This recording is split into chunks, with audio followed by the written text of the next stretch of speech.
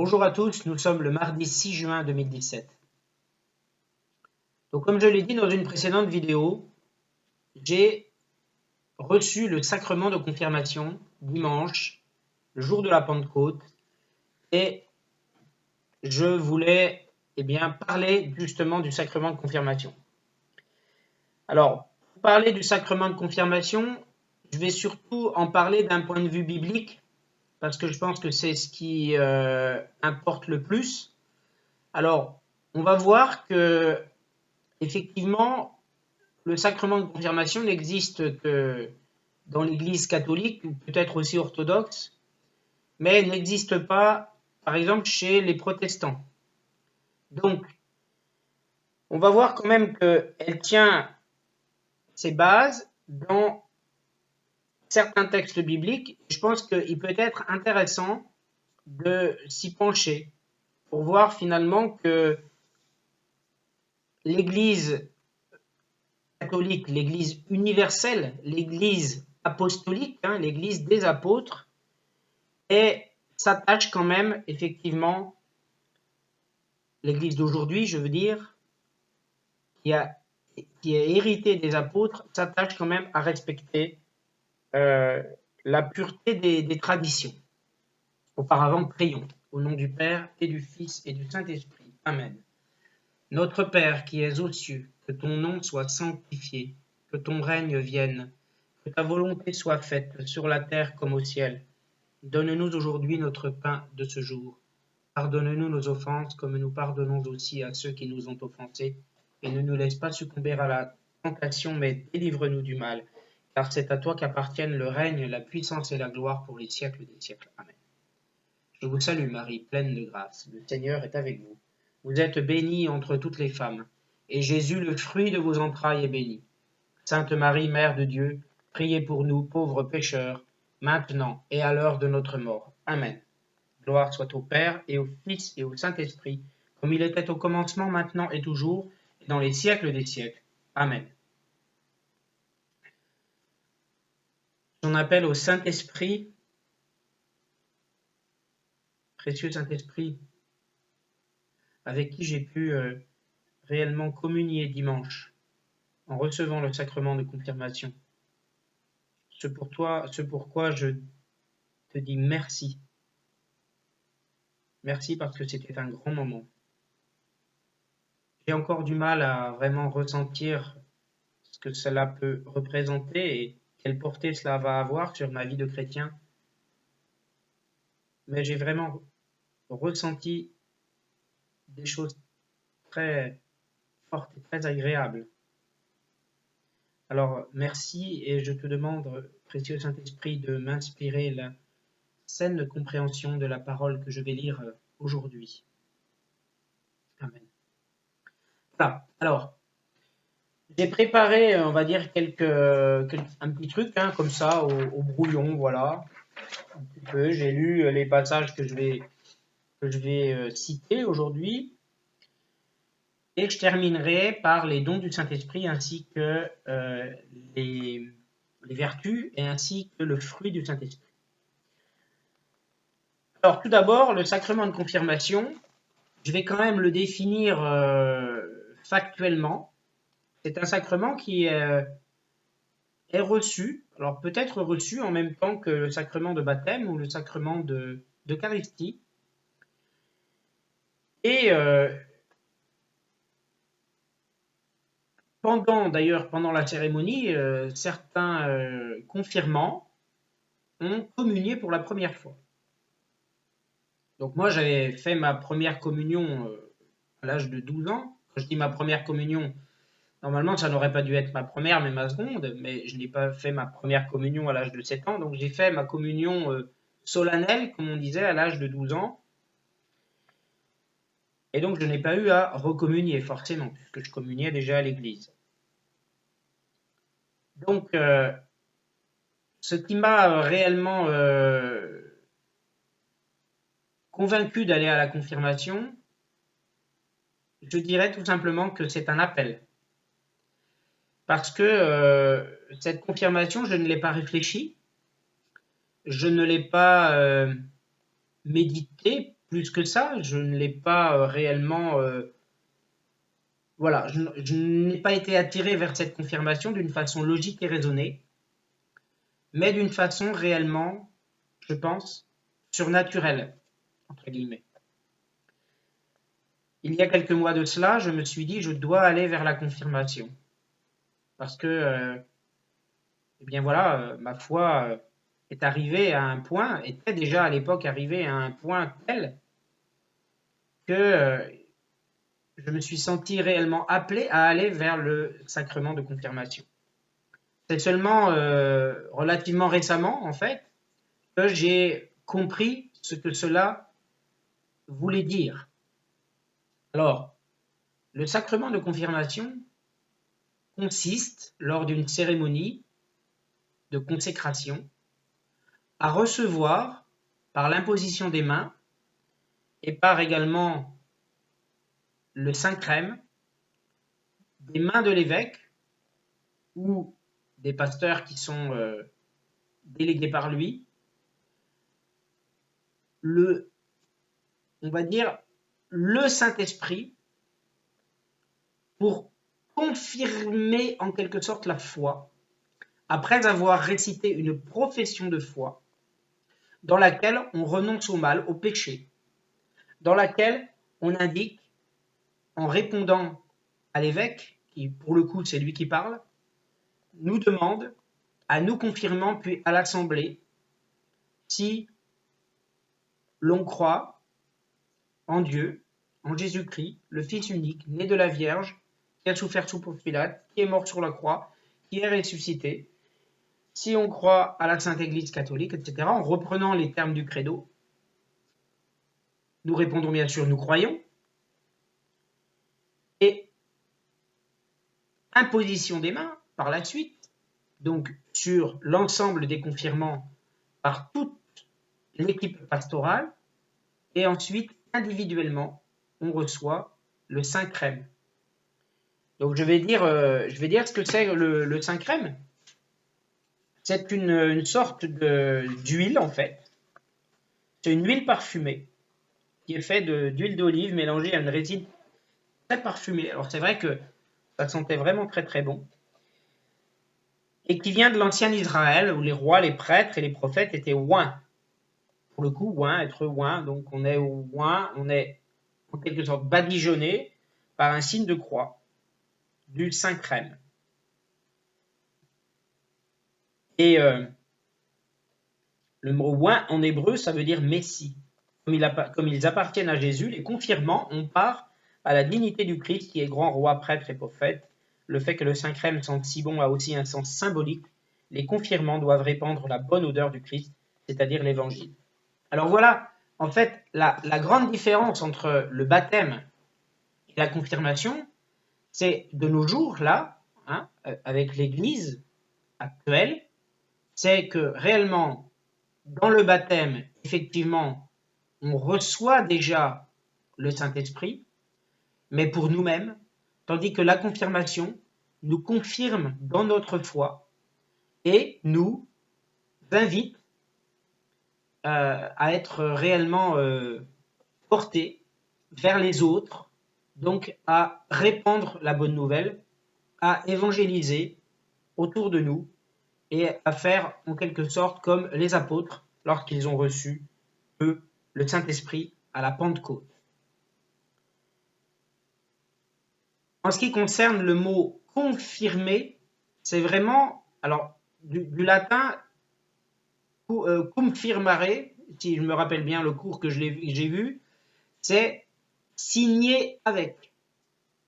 Donc en quelque sorte, on convient avec le Seigneur de signer avec lui le contrat de recevoir le Saint-Esprit dans une confirmation de notre foi, avec des bases bibliques, et avec la tradition aussi, bien sûr, et également, en quelque sorte, en échange, si je pourrais dire, de devenir de meilleurs chrétiens, bien sûr, de répandre la bonne nouvelle et de sentir réellement que cette foi nous envahit pleinement et nous permet eh bien, de répandre le mystère de la foi. Parce que la foi est un mystère et la foi est pleine de mystères. Mais ces mystères, en tant que chrétiens, nous y croyons, car je pense réellement que nous ne serions pas réellement chrétiens si nous n'y croyions pas. Alors voilà, ces mystères, bien sûr, c'est la naissance virginale de Jésus, c'est le dogme aussi de l'Immaculée Conception, qui a été bien sûr, en quelque sorte, inventé par l'Église.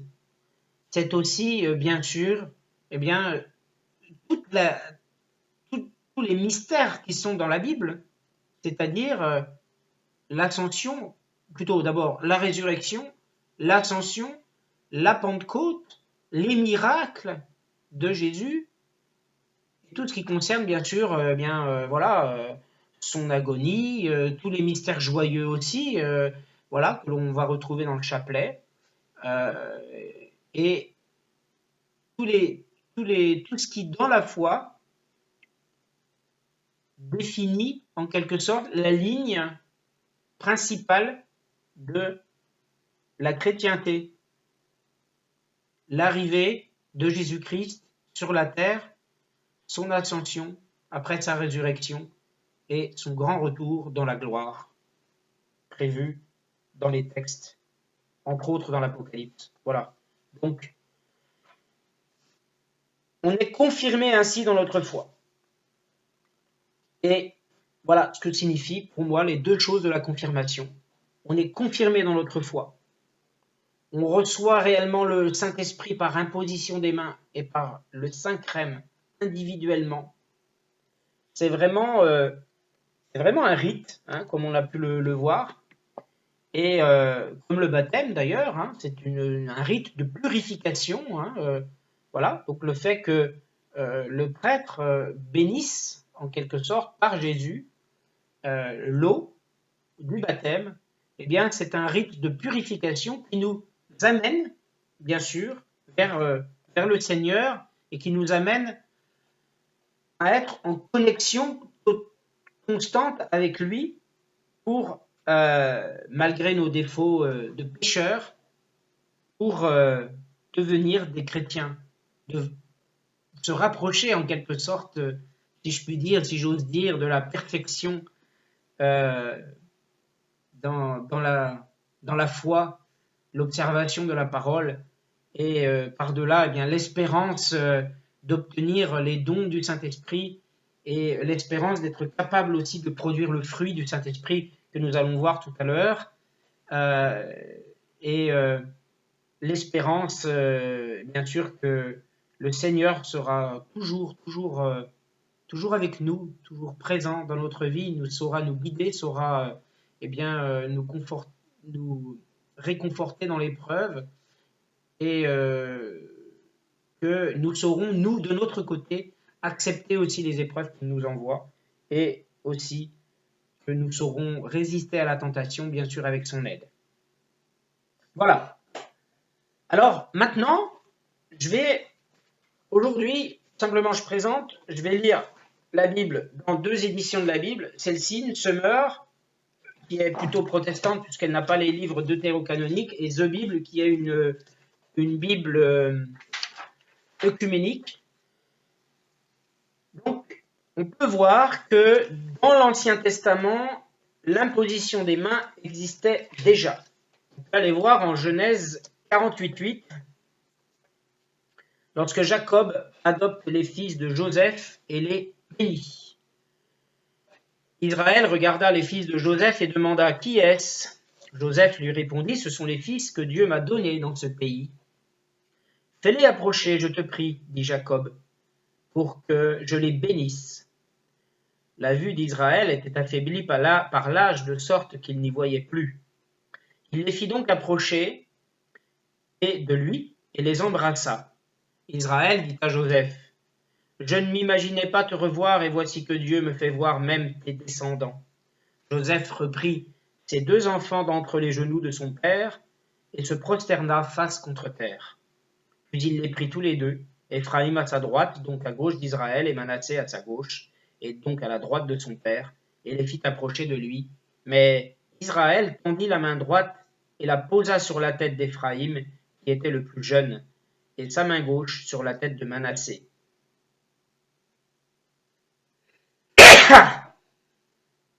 Il croisa donc ses mains. Bien que Manassé fût l'aîné, il bénit Joseph et dit: Que ces garçons soient bénis par le Dieu devant qui ont vécu mes pères Abraham et Isaac, le Dieu qui a pris soin de moi, depuis que j'existe et jusqu'à ce jour. L'ange qui m'a délivré de tout mal, qu'il perpétue mon nom et celui de mes pères Abraham et Isaac, qu'ils aient beaucoup d'enfants par tout le pays. Joseph remarqua que son père avait posé sa main droite sur la tête d'Éphraïm. Cela lui déplut, et il prit la main de son père pour la faire passer de la tête d'Éphraïm sur celle de Manassé. Voilà.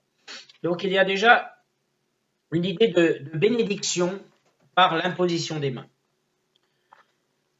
Se retrouve également l'imposition des mains en nombre 8-10, lorsque les Lévites, qui étaient des prêtres, fidèles à Dieu, bien, se font poser les mains par le peuple. En nombre 8-10. L'Éternel parla à Moïse en ces termes. Donc je remonte au verset 6. Sépare les Lévites du reste des Israéliens. Verset 9. Tu feras avancer les Lévites devant la tente de la rencontre et tu convoqueras toute la communauté des Israélites. Tu feras avancer les Lévites devant l'Éternel et les Israélites poseront les mains sur eux. Alors Aaron fera devant l'Éternel le geste de présentation pour m'offrir les Lévites de la part des Israélites et ils seront affectés à mon service. Les Lévites poseront leurs mains sur la tête de 2 taureaux, et tu m'offriras l'un comme sacrifice pour le péché, et l'autre comme holocauste, afin d'accomplir le rite d'expiation pour les Lévites. Voilà. Il y a également en nombre 27 et 18 à 20, Josué est désigné comme successeur de Moïse, donc reçoit en quelque sorte l'autorité, les dons spirituels. Et on va le voir, c'est également par imposition des mains. L'Éternel dit à Moïse: Prends avec toi Josué, fils de Nun, un homme en qui réside l'Esprit, et pose ta main sur lui. Tu le placeras devant le prêtre Éléazar, devant toute la communauté, et tu l'investiras de ses fonctions devant tous. Tu lui transmettras une part de ton autorité, afin que toute la communauté des Israélites lui obéisse. Voilà. Alors, dans le Nouveau Testament, on a quand même plusieurs bases où l'on voit que, eh bien, Jésus aussi a,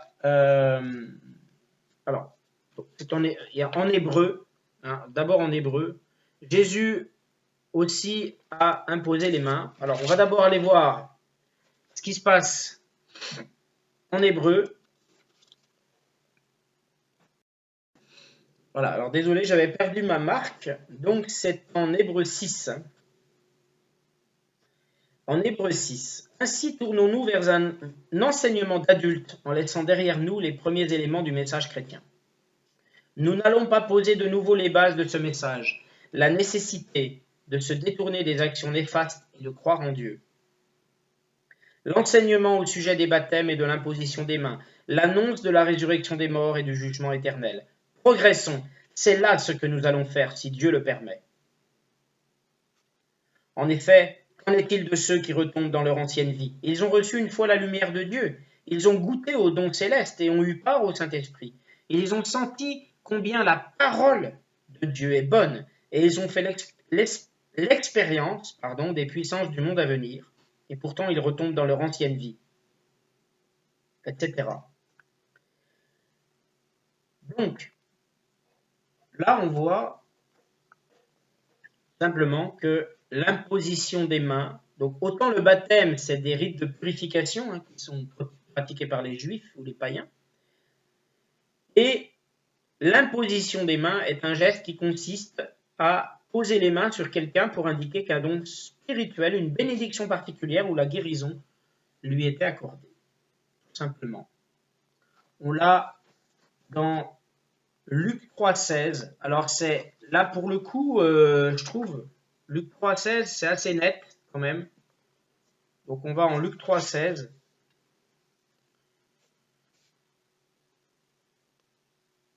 Alors, je vais faire la même erreur que tout à l'heure. Je vais prendre Luc 4. Luc 3,16. Jean leur dit alors à tous, moi je vous baptise, Jean c'est Jean-Baptiste. Moi je vous baptise avec de l'eau, mais celui qui vient est plus puissant que moi. Je ne suis pas même digne de délier la courroie de ses sandales. Il vous baptisera avec le Saint-Esprit et avec du feu. Il tient en sa main la pelle à vanner pour séparer le grain de la paille. Il amassera le grain dans son grenier, mais il brûlera la paille dans un feu qui ne s'éteint jamais. Alors là, on comprend facilement la symbolique. Hein. Là, on va rappeler simplement le rite du baptême par Jean-Baptiste. Il plongeait les gens dans l'eau du Jourdain pour signifier que Dieu leur pardonnait. Comment comprendre que Jésus soit baptisé? Il montre sa solidarité avec l'humanité entière. La voix venue du ciel exprime une relation filiale entre Dieu et Jésus, son fils, l'arbre généalogique de Jésus qui remonte à Adam, fils de Dieu, dit à la fois la solidarité de Jésus avec l'humanité, les fils d'Adam, et le lien avec son Père. Donc, Jésus a été baptisé. Et pendant qu'il priait, le ciel s'ouvrit et le Saint-Esprit descendit sur lui sous une forme corporelle comme une colombe, et une voix se fit entendre du ciel. Tu es mon fils bien-aimé, je mets en toi toute ma joie. Et la symbolique, donc, tout simplement, dans cette parole qu'on a lue là en Luc, c'est que tout bêtement, Jésus est baptisé, Jésus est baptisé par Jean-Baptiste, mais Jean-Baptiste, il est conscient que de toute façon, lui, c'est juste un petit acteur, voilà, qui baptise au nom de Dieu, mais qui est plus petit que Jésus. Il se considère comme plus petit que Jésus, puisqu'il considère que Jésus est plus grand que lui. Et que Jésus, lui, baptisera du Saint-Esprit, parce qu'il est conscient, naturellement, que Jésus est le Fils de Dieu. D'ailleurs, on le voit juste après le baptême, lorsque la colombe, après que Jésus a prié, descend sur Jésus, et une voix se fait entendre, « Tu es mon Fils bien-aimé, je mets en toi toute ma joie. » Donc là, c'est clair et net que Jésus a reçu le Saint-Esprit. Alors, il est question parfois, effectivement, que le baptême précède l'imposition des mains et parfois l'inverse. Alors après, ça va dépendre des peuples et ça va dépendre on va dire des situations. Alors on a lorsque les apôtres, donc là les apôtres, ils ont le Saint-Esprit qui descend sur eux. Donc on va simplement voir ici, une toute petite chose. Voilà, un petit commentaire sur le Saint-Esprit, ou plutôt sur l'imposition des mains.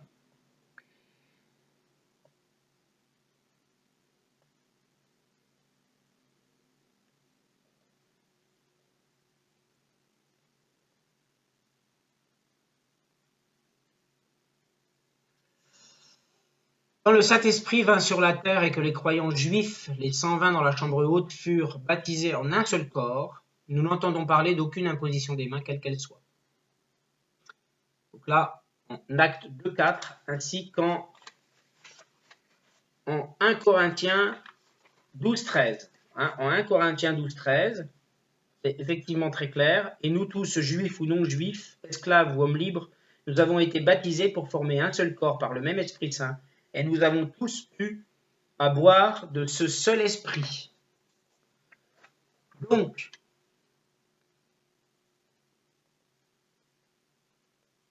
on va voir quand même ce que j'avais prévu, c'est-à-dire en acte 8, en parlant de ça.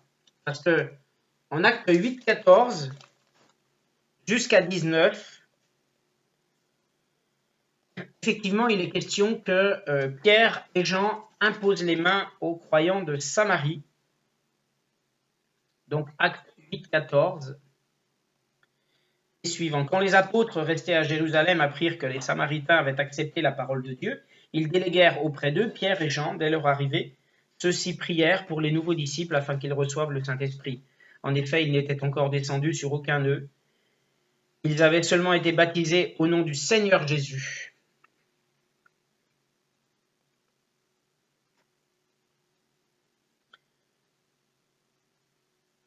Pierre et Jean leur imposèrent donc les mains et ils reçurent l'Esprit Saint. Simon vit que l'Esprit Saint était donné aux croyants quand les apôtres leur imposaient les mains. Alors, il leur proposa de l'argent. Il leur dit, donnez-moi aussi ce pouvoir pour que ceux à qui j'imposerai les mains reçoivent l'Esprit Saint. Mais Pierre répondit, que ton argent périsse et toi avec lui, puisque tu t'es imaginé qu'on pouvait se procurer le don de Dieu avec de l'argent. Tu n'as ni part ni droit dans cette affaire, car ton cœur n'est pas droit devant Dieu. Détourne-toi donc du mal qui est en toi et demande au Seigneur de te pardonner s'il est possible d'avoir eu de telles intentions dans ton cœur, car à ce que je vois, tu es rempli d'amertume et de méchanceté, et tu es captif du mal. Alors Simon demanda à Pierre et Jean, priez vous-même le Seigneur pour moi, qu'il ne m'arrive rien de ce que vous avez dit. Pierre et Jean continuèrent à rendre témoignage à Jésus-Christ, en annonçant la parole du Seigneur, puis ils retournèrent à Jérusalem, tout en annonçant la bonne nouvelle dans un grand nombre de villages samaritains. Donc on voit quand même que il y a deux choses dans le verset 16. Le Saint-Esprit n'était encore descendu sur aucun d'eux, des disciples. Ils avaient seulement été baptisés au nom du Seigneur Jésus. Pierre et Jean leur imposèrent donc les mains et ils reçurent l'Esprit Saint. Donc là, on peut largement, en plus, si on va en acte 9, 17, on l'a aussi un peu pareil. En acte 9, 17, on remonte au verset 10 pour vraiment contextualiser. Il y avait à Damas un disciple appelé Ananias. Le Seigneur lui apparut dans une vision et lui dit « Ananias ». Il répondit « Me voici, Seigneur ». Le Seigneur lui dit « Tu vas te rendre tout de suite dans la rue droite et dans la maison de Judas, demande un homme de Tarse appelé Saul. » Il prie en ce moment et dans une vision, il a vu un homme appelé Ananias qui entrait et posait les mains sur lui afin qu'il puisse voir de nouveau. Ananias répondit « Seigneur, de nombreuses personnes m'ont parlé de cet homme et m'ont dit tout le mal qu'il a fait à tes fidèles à Jérusalem. Et il est venu ici avec le pouvoir que lui ont accordé les chefs des prêtres d'arrêter tous ceux qui font appel à ton nom. Mais le Seigneur lui dit « Va, car j'ai choisi cet homme et je l'utiliserai pour faire connaître mon nom aux autres nations et à leurs rois ainsi qu'au peuple d'Israël. Je lui montrerai moi-même tout ce qu'il devra souffrir pour moi. » Alors Ananias partit, il entra dans la maison, posa les mains sur Saul et lui dit « Saul, mon frère, le Seigneur Jésus qui t'est apparu sur le chemin par lequel tu venais m'a envoyé pour que tu puisses voir de nouveau et que tu sois rempli du Saint-Esprit. »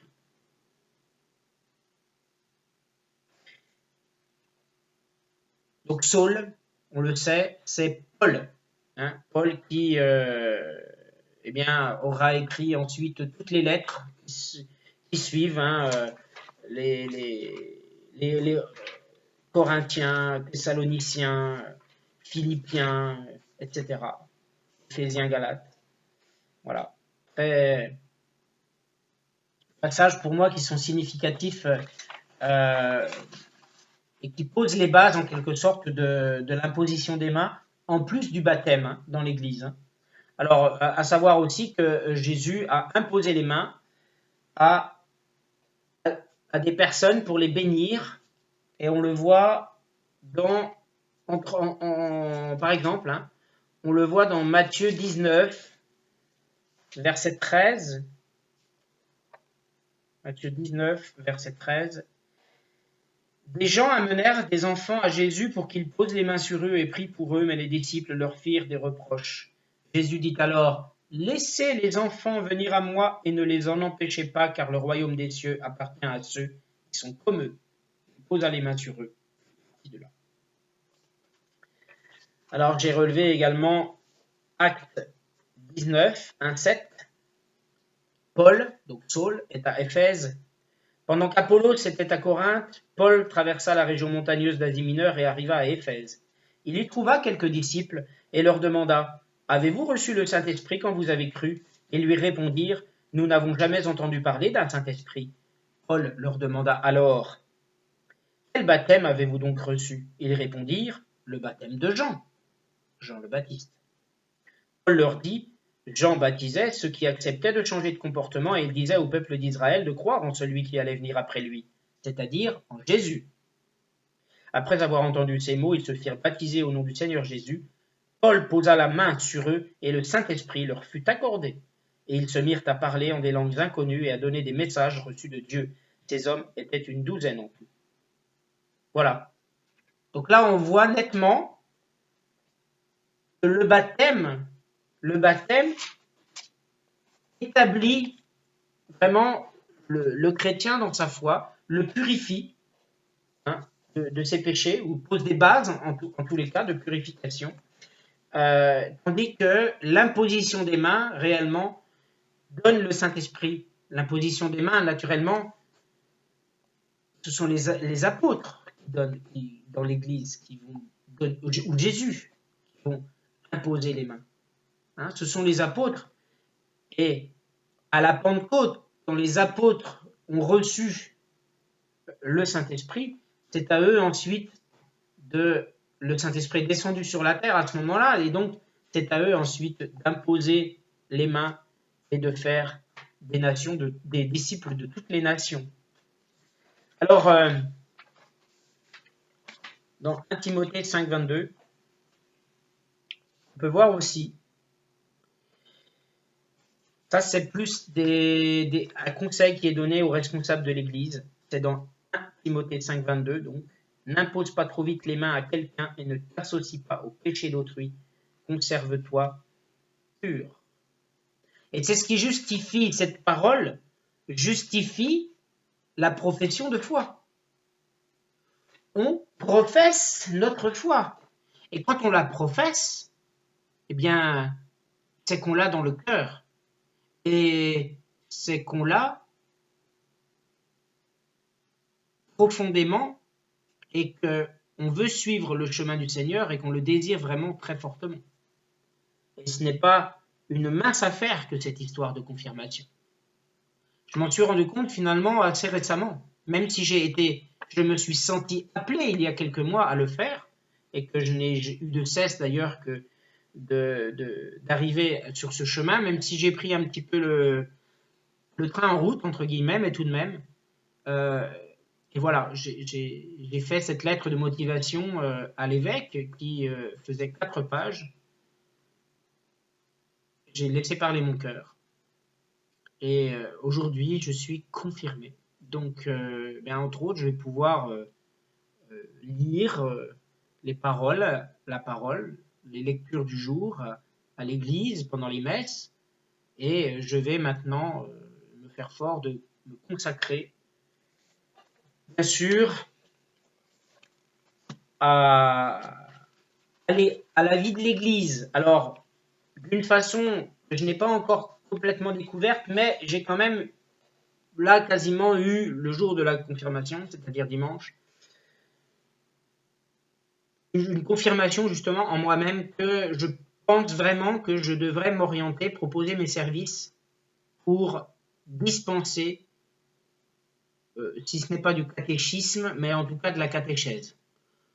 Bon, la catéchèse c'est oral, le catéchisme c'est écrit. Bon, je pense un peu des deux, quoi, en fait. Hein. Voilà. Donc je pense que je vais réellement, je suis même convaincu, voilà, que je vais proposer mes services dans ce sens, en attendant bien sûr effectivement d'autres moyens aussi de servir l'Église, naturellement.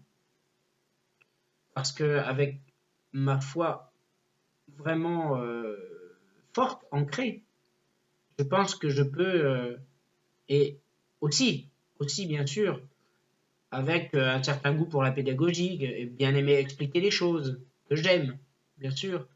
Je pense que je vais voilà, parvenir à eh bien, dispenser le message et justement faire ce que le Seigneur nous demande. C'est-à-dire dispenser la bonne nouvelle par l'intermédiaire du Saint-Esprit.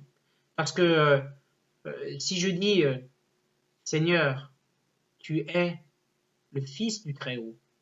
Oui, Seigneur, tu es ressuscité pour nous. Tu es l'envoyé du Père. Je le crois, j'ai la foi en cela. Eh bien, déjà, c'est le Saint-Esprit qui me, comme tout un chacun chrétien, le Saint-Esprit qui nous le dicte. Alors, le Saint-Esprit va nous permettre aussi de véhiculer la parole grâce à ses dons, et c'est là où j'en arrive maintenant. Les dons du Saint-Esprit sont en 1 Corinthiens 12, versets 7 à 11. L'Esprit se manifeste d'une façon particulière en vue du bien commun. L'Esprit donne à l'un une parole pleine de sagesse, à un autre le même Esprit donne une parole chargée de connaissance. L'Esprit donne à un autre d'exercer la foi d'une manière particulière. À un autre, ce seul et même Esprit donne de guérir des malades. À un autre, il est donné de faire des miracles. À un autre reçoit une activité prophétique. À un autre, le discernement de ce qui vient de l'Esprit divin. Ici, quelqu'un reçoit la faculté de s'exprimer dans des langues inconnues.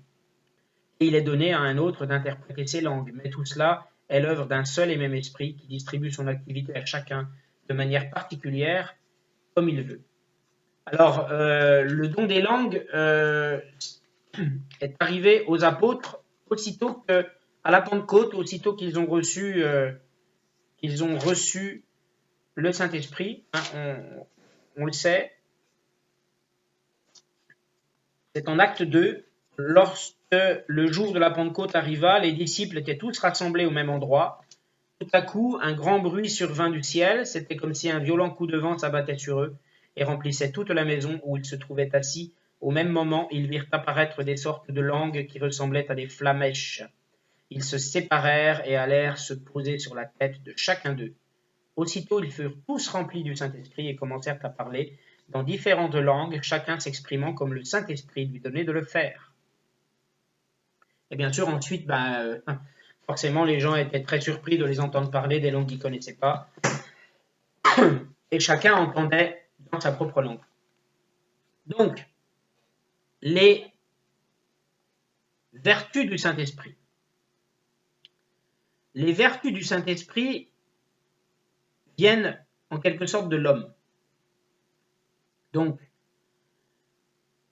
la foi va donner la connaissance du surnaturel. Et les dons du Saint-Esprit, eux, comme l'intelligence par exemple, qui va être justement le produit de la foi, vient de Dieu. On est là sous l'action de Dieu. On connaît ce qui est surnaturel, donc ce qui est mystérieux, grâce à la foi, parce que la foi, c'est moi qui décide de l'obtenir. Je veux dire, c'est un don, bien sûr, c'est un don de Dieu, mais c'est moi qui vais vers Dieu, c'est moi qui vais vers la foi pour l'obtenir et demander à Dieu de l'obtenir. Mais le Saint-Esprit, lui, il va nous donner l'intelligence l'intelligence pour connaître réellement le surnaturel.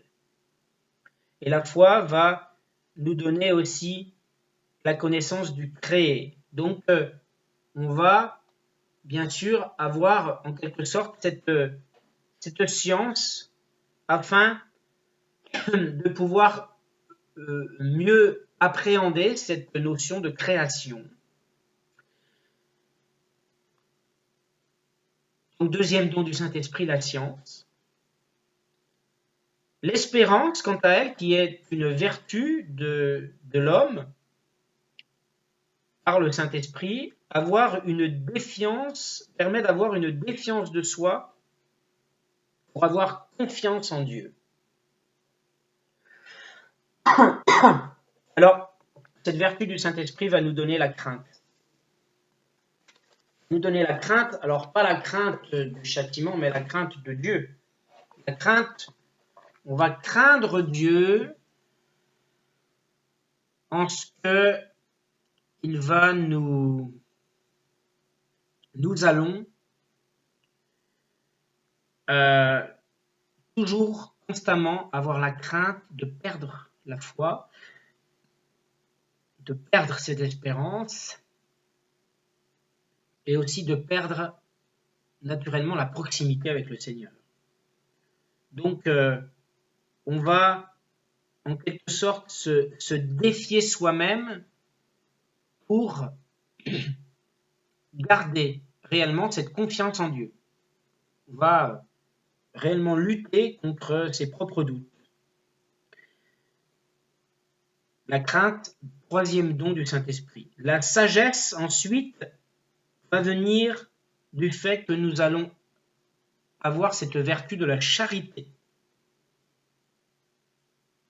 Pourquoi? Parce que la charité va nous tourner vers les autres dans l'amour et va nous inspirer justement cette sagesse qui s'oppose bien sûr à la folie. La folie étant bien sûr de rejeter les autres, de les mépriser et de leur vouloir du mal, ou de penser du mal d'eux, bien sûr. La sagesse, quatrième don du Saint-Esprit, conseil. Donc, le conseil, c'est un don du Saint-Esprit en quelque sorte que surélève la prudence. Donc, la prudence, c'est nous, en tant qu'hommes, qui fait partie donc de l'agir, hein, de notre bien sûr, de notre humanité. Et la vertu donc de la prudence est surélevée par le conseil. La justice, la vertu de la justice est surélevée par la piété. Et la tempérance et la force, bien sûr, permettent en quelque sorte de contrôler nos passions par la force qui nous est inspirée, elle qui nous est donnée pour le coup par le Saint-Esprit. Donc, en quelque sorte, les 7 dons du Saint-Esprit, intelligence, science, crainte, sagesse, conseil, piété et force. Piété, c'est la capacité de croire, hein, capacité de croire en Dieu. Et bien sûr, la justice surélevée par la piété, naturellement, lorsque on est pieux, lorsque l'on croit en Dieu, on va davantage pouvoir exercer une justice autour de nous-mêmes et pour nous-mêmes aussi, bien sûr. Hein, également, cela va de soi. Hein. Également que le don du Saint-Esprit, qui est la force, va nous permettre aussi d'exercer nos passions avec tempérance et en même temps avec la force, ce qui n'est quand même pas chose aisée. On va ensuite voir quels sont les fruits du Saint-Esprit, parce que ça, c'est ce que le Saint-Esprit nous donne. Mais quels sont les fruits du Saint-Esprit? Alors là, c'est hyper connu, hein. C'est en Galates 5, 22. Galates 5, 22. Donc, on va les prendre. Je vais faire aller les chercher pour pas raconter de bêtises. En Galates 5, 22, le fruit du Saint-Esprit, c'est l'amour, la joie, la paix, la patience, l'amabilité, la bonté, la fidélité, la douceur, la maîtrise de soi. Voilà. Ce fruit de l'esprit, ce fruit du don du Saint-Esprit, cela va être réellement de pouvoir en nous éprouver et produire ces 9 dons, ces 9 fruits du Saint-Esprit. Enfin, d'ailleurs, c'est 9 fruits en un, hein, parce que c'est vraiment le fruit du Saint-Esprit. Autant on peut dire qu'il y a plusieurs dons, autant on peut dire qu'il n'y a qu'un seul fruit, à l'intérieur desquels se trouvent quand même plusieurs aspects. Et ce sont l'amour, la joie, la paix, la patience, l'amabilité, la bonté et la fidélité. Alors, il me semble que dans un autre texte, il y a, au lieu de l'amabilité, je crois qu'il y a la miséricorde. Après, c'est une question de termes. Mais voilà, on peut se reporter à d'autres éditions. Voilà, grosso modo, ce que je peux dire de la confirmation. Ce soir, j'ai dévié un tout petit peu vers le Saint-Esprit, mais je pense que je ne pouvais guère faire autrement parce qu'il était quand même question, bien sûr, de l'imposition des mains en vue de recevoir le Saint-Esprit. Donc, je n'ai pas pu ne pas parler du Saint-Esprit. Parce que j'avais dit que je ferais quand même un exposé relativement complet sur le Saint-Esprit. Donc, c'est ce que je ferai prochainement. Voilà, donc j'espère que cette vidéo vous aura plu, hein, malgré mes petits tâtonnements. Je vous recommande de vous orienter vers les cours de catéchisme pour adultes du père Philippe Laguéry, dont j'ai tiré la liste des vertus et des dons du Saint-Esprit. Donc, alors, effectivement, j'ai parlé de la prudence qui est surélevée par le Conseil. J'en ai pas vraiment parlé. Alors, oui, bon, j'avais pas tout de suite la réponse. Tout simplement, l'Esprit nous donne la capacité de nous conseiller nous-mêmes afin d'être plus prudents dans la vie, tout simplement. Donc, nous-mêmes, en tant qu'hommes, nous voulons agir avec prudence. Mais cette prudence, elle va être augmentée, elle va être facilitée en quelque sorte par le don du conseil que nous donne le Saint-Esprit. C'est le Saint-Esprit qui va venir effectivement nous conseiller pour être plus pragmatique, on va dire, plus prudent à faire certains choix et pas d'autres. Ce que ne pourrait pas produire l'absence justement des dons du Saint-Esprit. Bon, voilà, c'était juste un complément. J'en suis navré. Sur le coup, j'avais pas forcément la réponse, mais là, je viens de l'avoir. Donc, voilà, merci de m'avoir écouté. 48 minutes. Alors, je vais terminer avant de prier par une petite annonce. Simplement que je pense que maintenant que je suis confirmé, je vais continuer de procéder un petit peu à des enregistrements dans le même esprit, mais en m'orientant vraiment progressivement, je pense d'ici au mois de septembre, vers une nouvelle méthode pour mes vidéos. Alors déjà, techniquement, je vais essayer d'y apporter quelques petites améliorations, sans faire dans le spectacle, hein, naturellement, mais tout de même. Donc, je réfléchis à plusieurs aspects. Et ensuite, dans le contenu, je pense également que le temps que réellement je m'enrichisse de connaissances quant à la théologie, quant à réellement, on va dire, essayer l'organisation de la Bible, les livres qui sont un petit peu, quand même un peu aussi l'aspect historique. Je pense que je vais prochainement créer une autre chaîne avec tout un nouvel ensemble qui va, bon, on va dire, aller vers un certain progrès quand même, hein.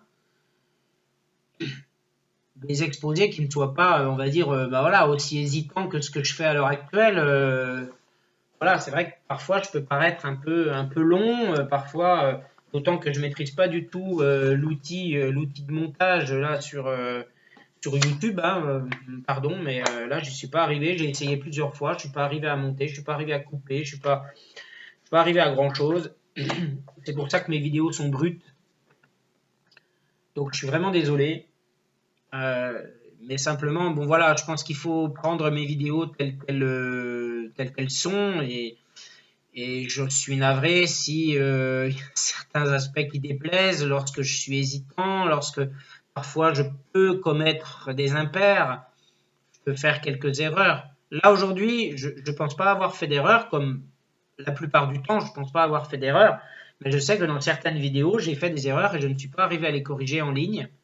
Donc, une fois, parce que je les ai mises en brut sur YouTube, et ensuite seulement j'ai voulu les monter. Parce que j'arrive pas je suis pas arrivé à les monter en fait directement avant de les publier. Donc, je pensais que ce serait quand même plus facile d'utiliser l'outil de montage YouTube. Et en fait, il n'en est rien. C'est pour cela que je souhaite, enfin, entre autres raisons, que je souhaite aussi créer une autre chaîne dans laquelle je m'améliorerai autant dans la forme que dans le fond. Donc dans la forme technique, dans la forme didactique pédagogique et dans le fond également biblique théologique. Voilà. C'est les principaux points que je souhaite vraiment modifier en créant une autre chaîne. Je n'ai pas encore réfléchi réellement au nom. Mais en tout cas, voilà, cette chaîne que j'ai réintitulée récemment à la découverte de la foi par Laurent, eh bien, sera terminée, hein, je pense, d'ici 2 ou 3 mois, vraiment grand maximum.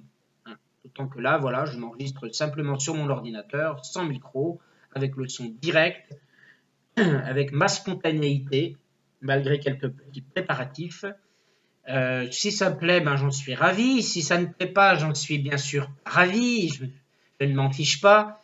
Mais encore une fois, voilà, je suis navré si certaines lourdeurs, certaines hésitations, parfois certaines erreurs, que si mes vidéos ne sont pas montées, que c'est moins agréable à regarder, peut-être. Mais en tout cas, pour moi, le but de ces vidéos, ce n'est pas de faire trop de forme,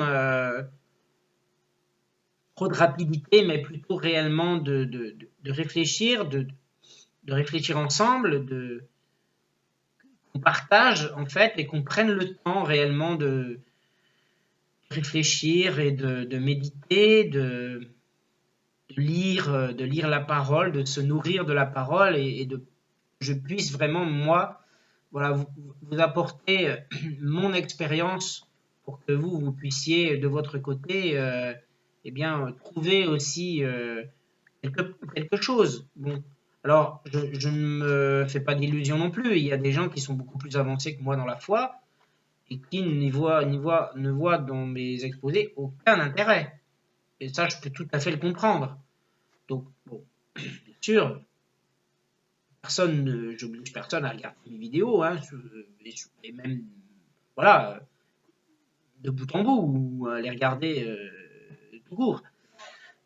Mais simplement, ce que je vous demande, c'est que vraiment de prendre mes vidéos, en fait, voilà, telles qu'elles sont, jusqu'à ce que je puisse mieux faire, mieux trouver une solution, effectivement, pour y apporter une certaines améliorations, mais sans du tout chercher à me montrer ou chercher à faire du m'as-tu vu, du spectacle, à mettre des musiques à tour de bras pour, pour créer en quelque sorte du sensationnel. C'est pas du tout mon but hein, pour ces vidéos.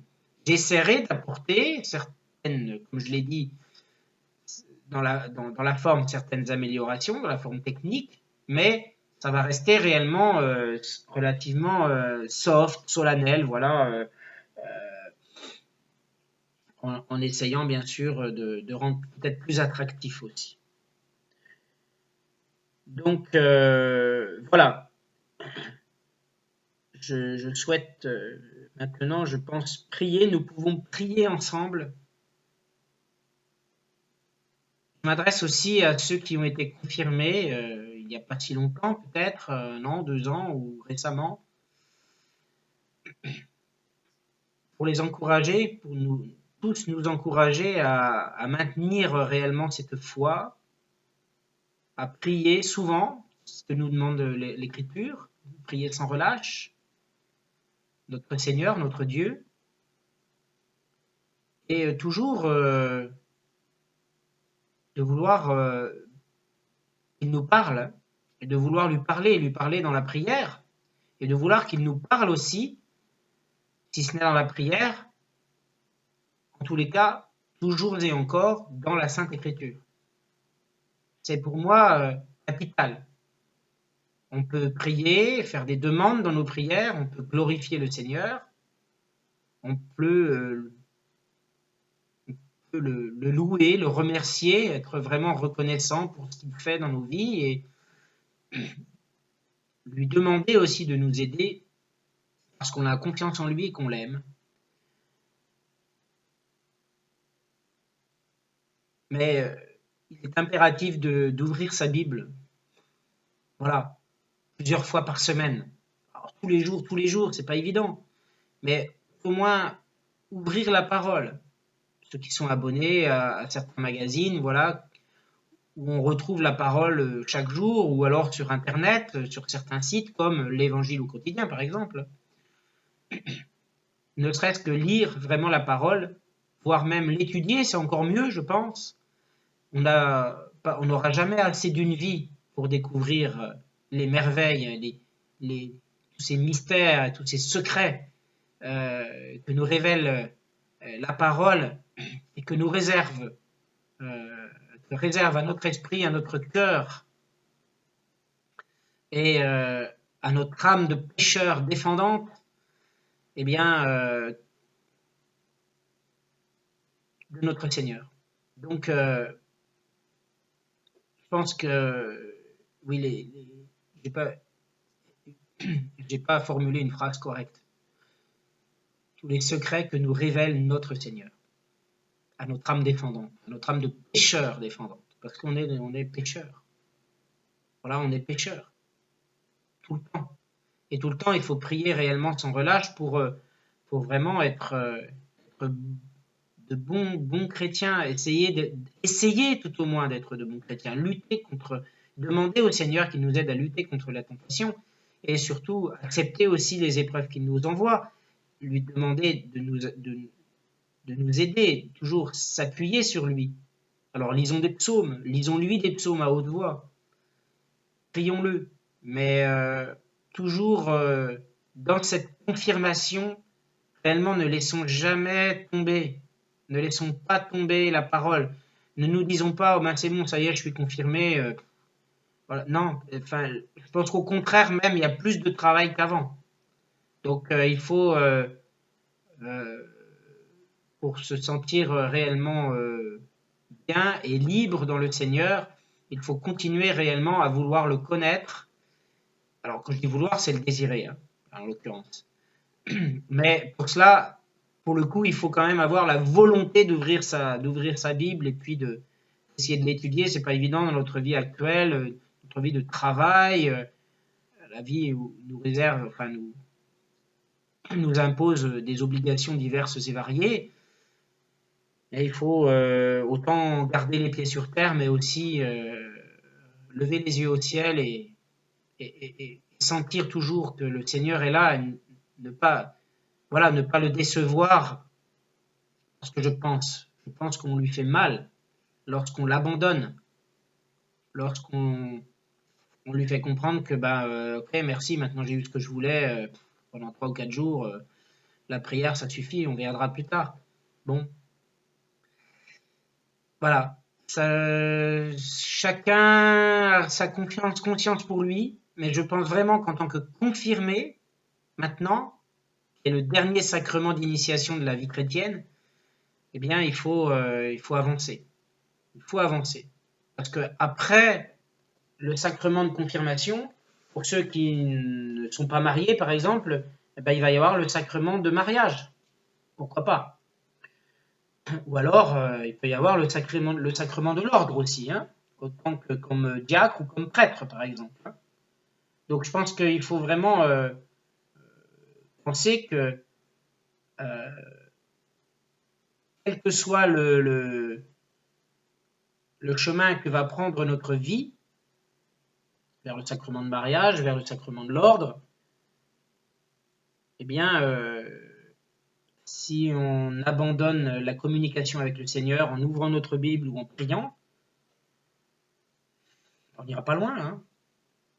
Donc il faut vraiment prendre conscience de ça, je pense, et justement se demander au Seigneur de nous guider, de nous aider pour regarder cette force et cette piété, n'est-ce pas, ainsi que cette sagesse, cette crainte, cette science et cette intelligence que l'Esprit Saint nous donne. Et parce que si l'on veut que notre vie produise le fruit de l'Esprit Saint, je crois qu'il faut toujours rester dans ce circuit réellement d'énergie et de communication avec le Très-Haut. Voilà. Donc, prions, Seigneur. Merci pour m'avoir permis d'enregistrer cette vidéo ce soir. Oui, je sentais, Seigneur, tout à l'heure que je regardais des vidéos qui n'ont rien à voir. Et je sentais, Seigneur, que tu m'appelais, que tu me demandais d'ouvrir ma Bible, que tu me demandais de faire quelque chose et de réellement bien travailler sur ce sujet de confirmation dont j'avais promis que je ferais quelques exposés. Alors, voilà, merci Seigneur mon Dieu, parce que tu m'as permis de transmettre ce message, sûrement mon premier message profond, après ma confirmation, un message qui, je pense, je l'espère Seigneur, t'a plu, et répond réellement à ce que tu nous demandes après cette confirmation, après l'imposition des mains, après le Saint Crème que j'ai reçu hier, m'a permis d'éprouver ta présence, d'éprouver la présence de ton esprit, d'éprouver la force de ton esprit, le repos dans ton esprit également. Et réellement, c'est mon premier message aujourd'hui. Et merci de m'avoir inspiré cette conviction que maintenant, tout de suite, tu m'as dit, oui, va faire du catéchisme va faire du catéchisme, propose des églises pour le catéchisme. Et maintenant, j'ai la confirmation. J'y pensais plus ou moins vaguement avant, mais maintenant que je suis confirmé, oui, je le sais. Et je sais aussi que c'est par ton esprit que j'ai reçu cette confirmation à l'intérieur de moi qu'il fallait que je m'oriente vers ce chemin de service dans mon Église. Alors merci Seigneur de m'avoir permis bien d'enregistrer cette vidéo, de lire la parole, de transmettre ce message à tous, en attirant vraiment l'attention de tous sur l'importance de la confirmation en soi et sur ses effets. Merci Seigneur, tu me remplis d'une paix, d'une joie, d'une fraîcheur d'esprit que je n'avais pas avant de te rencontrer, avant de te connaître et avant d'affirmer ma foi en toi et avant de réellement pouvoir communiquer avec toi et de pouvoir recevoir enfin ce Saint-Esprit. Et réellement, Seigneur mon Dieu, je te rends grâce pour cela, je te loue, je te glorifie, Seigneur, et je te remercie du plus profond du cœur de me donner cette grâce, parce que tu es bon et tu es miséricordieux, tu es le chemin, la vérité, la vie, et pour moi, rien ne vaut cela, Seigneur, sur terre, rien, et de très loin. Alors merci, Seigneur, je veux te remercier du plus profond du cœur et te demander d'agir sur tous les confirmés de dimanche, afin que tous puissent trouver eh bien en quelque sorte cette inspiration de l'esprit de vouloir réellement agir dans l'Église, dans la communauté, pour que l'Église effectivement ne forme vraiment qu'un seul corps et que tous, en tant que confirmés, nous puissions agir pour que toujours l'Église grandisse, surtout dans ces moments difficiles, dans ces périodes difficiles que nous traversons dans nos vies individuelles, comme bien sûr dans notre vie, dans notre pays. Merci Seigneur. Amen. Merci à tous et à bientôt pour une prochaine vidéo.